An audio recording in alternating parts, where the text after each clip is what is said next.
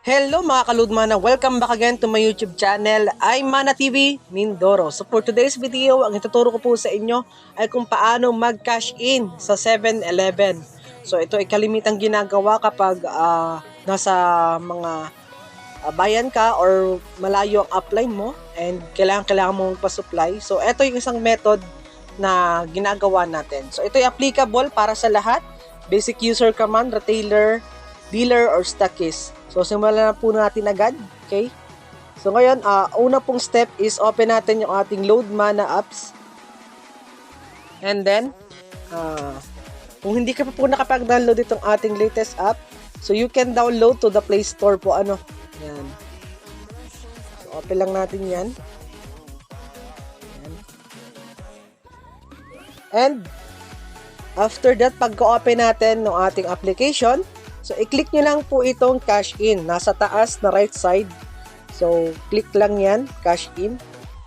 And, after nyo po maklik yung cash in, so, meron ditong nakalagay cash in InstaPay, cash in via 7-Eleven, and bank deposit. So, since ang ating gagawin is 7-Eleven cash in, so, ito pong pangalawa. So, ang sabi dito, generate code every transaction, 24/7, no cut-off time. Kasi ang 7-Eleven, 24/7 open po yan. So, up to 10,000 per transaction. Pero, ang ginagawa po namin dito is kaya naman mga up to 49K or hanggang 50K range. Yan. So, hanggang 50K limit. So far, hindi pa naman siya nagbabago. No? Yan. So, i-click lang natin yung cash in via 7-Eleven. Tapos, magkano yung ipapa-cash in natin o ipapalagay? Let's say may dala tayong 20K. Yan. 20K. So, example lang po ito, ano. Then, click lang natin yung submit.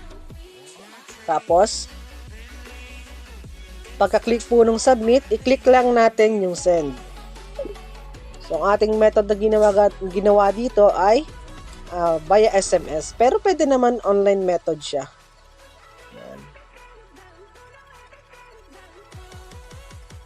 So, after that, wait lang natin yung reference. Magte-text sa atin. So, may magte-text dyan.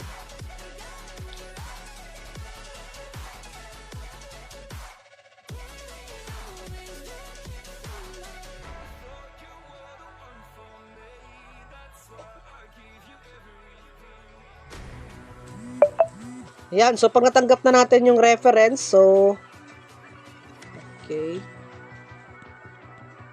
Yan. Para tanggap natin yung reference, so eto siya. So, basahin natin.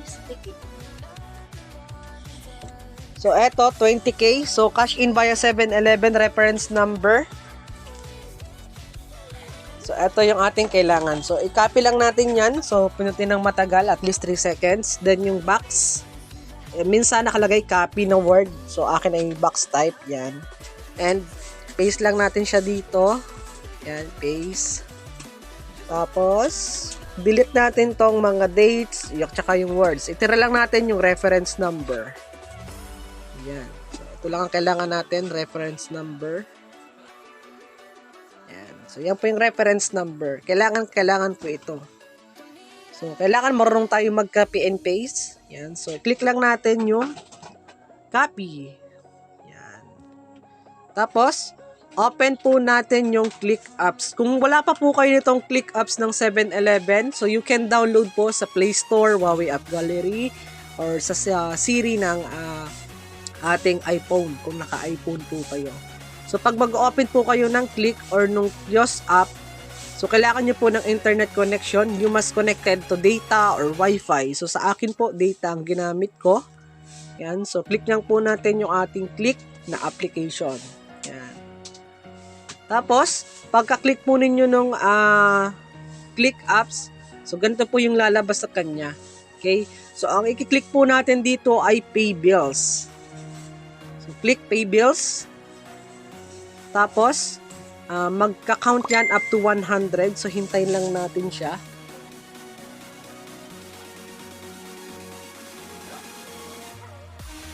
Yan, so pagka-tapos po ng 100%, i-search lang po natin yung Load Mana.